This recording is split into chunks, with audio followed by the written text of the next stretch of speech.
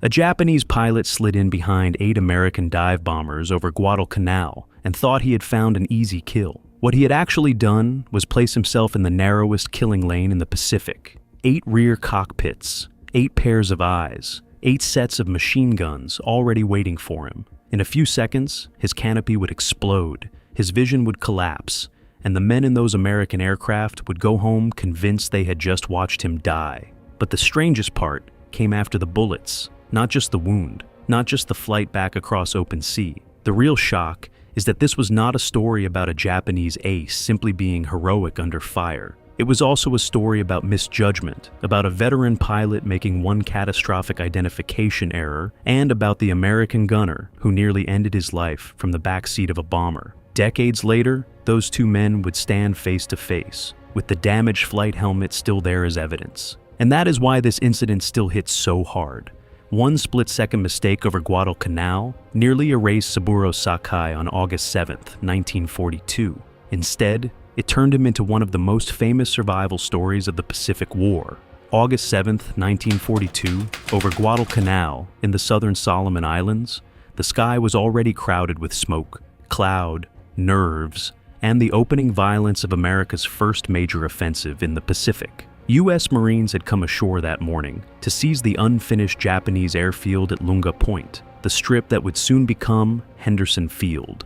And both sides understood what that meant. Whoever controlled that airfield could threaten the sea lanes between the United States, Australia, and New Zealand. Guadalcanal was not some remote island footnote. It was becoming a hinge of the war. Far to the northwest, at Rabaul on New Britain, Japanese aircraft were being launched into that new crisis at the extreme edge of their range. Among the pilots climbing into the morning sky was Petty Officer First Class Saburo Sakai of the famed Tainan Air Group, already one of Japan's best-known naval aviators. He had enlisted in 1933 at age 16, trained under a brutal selection system, graduated at the top of his class, and built his combat reputation in China and across the opening offensives of the Pacific War. By the summer of 1942, he was experienced, confident, and very used to being the predator. That matters, because this story does not begin with a reckless novice. It begins with a veteran who had learned to trust his eye, his instincts, and the Zero's agility. In the Mitsubishi 6M, that instinct had usually paid off. The aircraft was light, nimble, and lethal in the hands of a pilot who knew how to use altitude, surprise, and angle. Sakai had all of that. What he did not have that day was a margin for one bad read. Before the famous mistake, Sakai had already been in a serious fight. During the morning actions over Guadalcanal, he tangled with American fighters and was credited in Japanese accounts with bringing down an F-4F Wildcat, flown by Lieutenant James Pug Sutherland, who survived and later became an ace himself. That dogfight mattered for more than bragging rights. It burned fuel, it raised adrenaline, it narrowed attention. And sometimes, after one hard victory, a pilot becomes just a little too ready to believe the next silhouette makes sense. This is where the day stops being clean. By August 7, 1942, over Guadalcanal, one wrong red in the sky was already changing everything. And subscribe now, because the next episodes stay in this same Pacific War corridor, where split-second decisions kept deciding who lived long before anyone reached the ground. Below and around him, the American air cover and strike aircraft were working over a chaotic battlefield. Among them were Douglas SBD Dauntless dive bombers from Enterprise Air Groups. The SBD is often remembered for its attacks on ships, but it was tougher and more dangerous than the label dive bomber suggests. It carried rear gunners, and in the right formation, those rear cockpits could turn the bomber stream into a trap for any fighter pilot careless enough to sit directly behind it. Sakai was about to test that the hard way. He spotted what he believed were American fighters ahead of him. Accounts differ slightly in detail across memoir and later reconstruction, but the essence is consistent. Sakai misidentified the formation and closed from the rear. He was not lining up on Wildcats. He was sliding in behind a group of 8 SBD Dauntless dive bombers. The difference was everything. Wildcats fought forward. Dauntlesses could reach backward. And each rear gunner in that formation had a clear reason to stay calm and wait until the Zero committed to the approach. By the time Sakai realized what he had actually chosen, he was already in the box. 1 second later, the sky behind those dauntlesses would open up, and once it did, there would be no graceful recovery, only a wound, a damaged aircraft, and a decision that would define the rest of his life. The attack run collapsed almost instantly. Sakai came in from astern, the exact direction that gave the SBD rear gunners their best chance. Then the formation answered together. American reports and later historical reconstructions describe concentrated defensive fire from the bombers, with one attacking Zero diving away in distress after flying into that stream. For the men in those rear cockpits, it looked like a textbook success. For Sakai, it was an eruption at point-blank range. One of those gunners was Harold Lew Jones, a U.S. Navy rear gunner flying in an SBD from Enterprise. Jones and the others were not ace fighter pilots with glamorous reputations. They were men in the back seat doing a brutally technical job under sudden pressure, tracking a closing target through vibration, slipstream, fear, and the split-second arithmetic of deflection. That is part of what makes the moment so viciously human. Sakai was the famous ace, but the man who nearly killed him was a sailor behind twin guns, doing exactly what he had been trained to do. The bullets tore through the Zero's canopy. Accounts vary on the precise path and effect of the round, but the consistent picture is severe enough. A .30 caliber hit and shattered canopy glass smashed into Sakai's head area, damaged his vision, and left him partly blinded and half-stunned in the cockpit. Some descriptions emphasize a glancing skull wound and flying glass rather than a clean penetrating shot. Either way, the effect was catastrophic. His airplane rolled over and dropped toward the sea. From the American side, it looked finished. From inside the Zero, it was closer to a burial in the sky. Here is the detail that changes the whole story. He did not die because he still had just enough awareness to keep flying. Blood was running into his eyes. The cockpit was blasted by air. The aircraft was damaged. His depth perception and balance were wrecked. In that condition, Sakai later recalled a fierce impulse to take an enemy ship down with him if death was unavoidable. But there was no convenient target below to turn that impulse into action. Only sea, jungle, confusion, and the longer truth pressing in. If he could remain conscious, there was still one thing left to do. He could try to get home. That decision is the center of the story, not the shot, not the wound, the decision.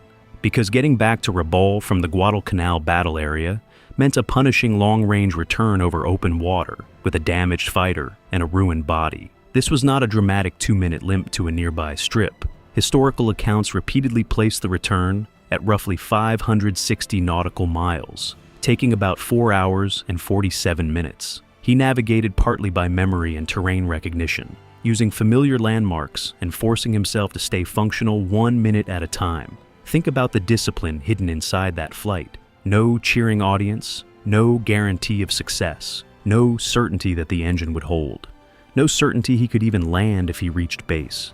Just heat, pain, wind, and a machine that might betray him at any moment. This is where legend usually gets lazy and starts worshipping toughness for its own sake. But toughness was only part of it. What actually kept Sakai alive was procedure. He leaned the mixture, managed the aircraft, recovered enough visual function to orient himself, and, above all, he refused to let panic take over the cockpit. Back with the Americans, the opposite conclusion had already been reached. The Zero had climbed away in obvious distress. Pieces had come off. The canopy had shattered. The pilot had appeared slumped. The kill was assumed. That assumption was not foolish. It was reasonable. Almost any crew watching that scene would have believed the same thing. And that is exactly why the ending is so savage. They were right about the damage and wrong about the result. Sakai was not dead. He was flying home through pain that should have ended the story over Guadalcanal. When he finally approached Rabaul, even the landing remained dangerous. Sources describe him circling, struggling, nearly colliding with parked aircraft, and bringing the Zero down only after multiple attempts. Ground personnel expected to pull a corpse from the cockpit.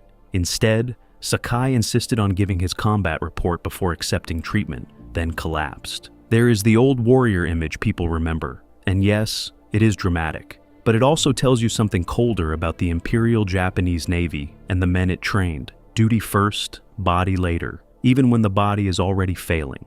And once doctors got a proper look at him, the next question was no longer whether he had fought well.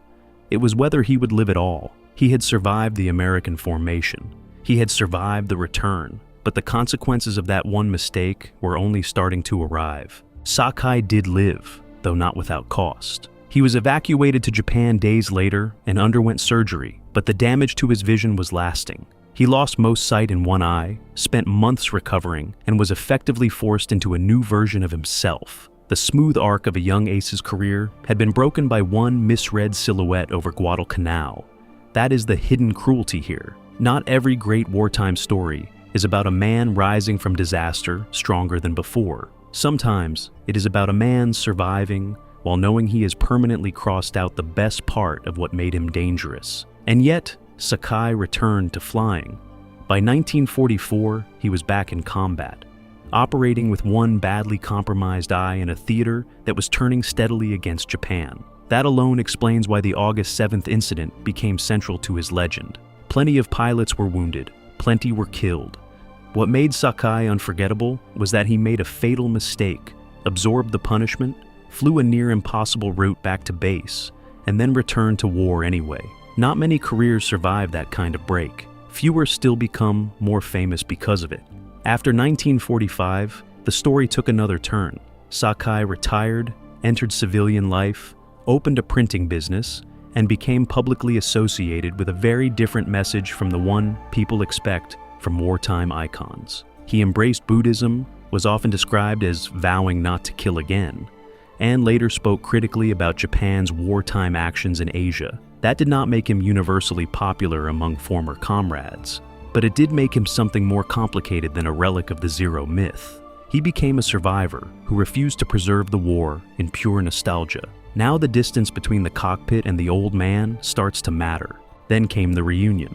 In the early 1980s, historian Henry Sakita helped identify and connect Sakai with Harold Jones, one of the American gunners associated with the August 7th action. They met in California, decades after the fight. By then, the bullet hole was no longer only a battlefield event. It was a physical object, visible in Sakai's old helmet. Jones could look at the damage and see proof that his fire had nearly ended the Japanese pilot's life. Sakai could stand there and see the American whose burst had gone closer than almost anyone else ever had. This is where memory stops being abstract, and they did not meet as cartoon enemies.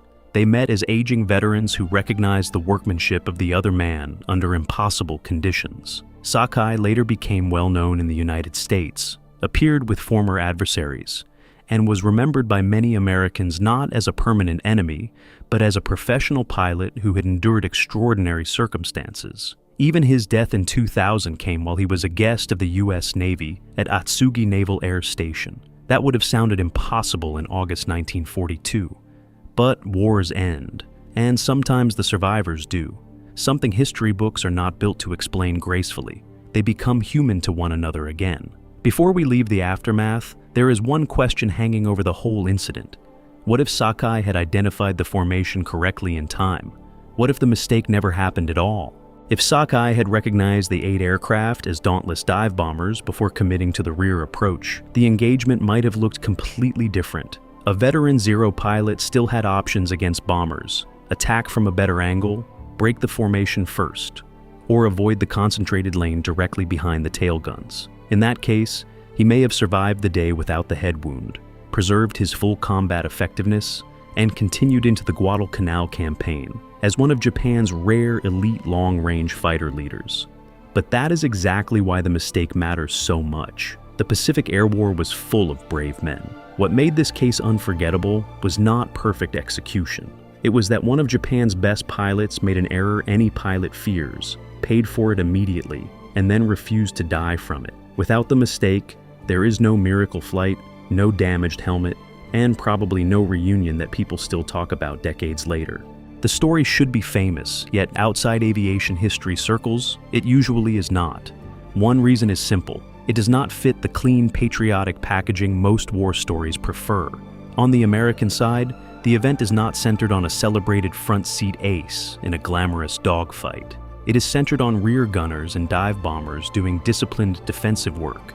That is real combat excellence, but it is not the version Hollywood naturally grabs first. On the Japanese side, the hero of the story becomes famous not because he won cleanly, but because he survived after making a terrible error. that is a harder legend to market. Another reason is that Sakai's own post-war image complicated the usual script. He was certainly brave, he was certainly skilled, but he also criticized Japan's wartime responsibility and cultivated friendships with former enemies. To people who want their veterans frozen as symbols, that makes him inconvenient. To people who only want moral simplicity, the reunion with Harold Jones is almost annoying in its maturity. No final hatred, no grand revenge, just recognition. For some audiences, that feels too human to be dramatic, even though it is probably the most dramatic part of all. And then, there is the deeper reason. This incident exposes something uncomfortable about war itself. Training, rank, and reputation matter, but they do not cancel the brutality of a single wrong judgment.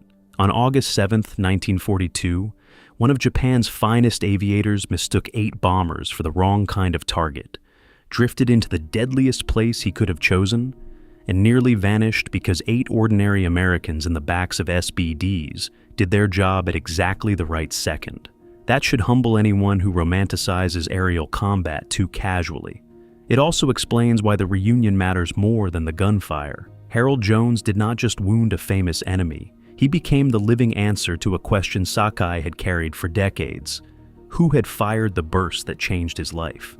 And Sakai did not just survive Jones's guns. He survived long enough to meet the man, shake his hand, and turn an air battle into something history almost never grants.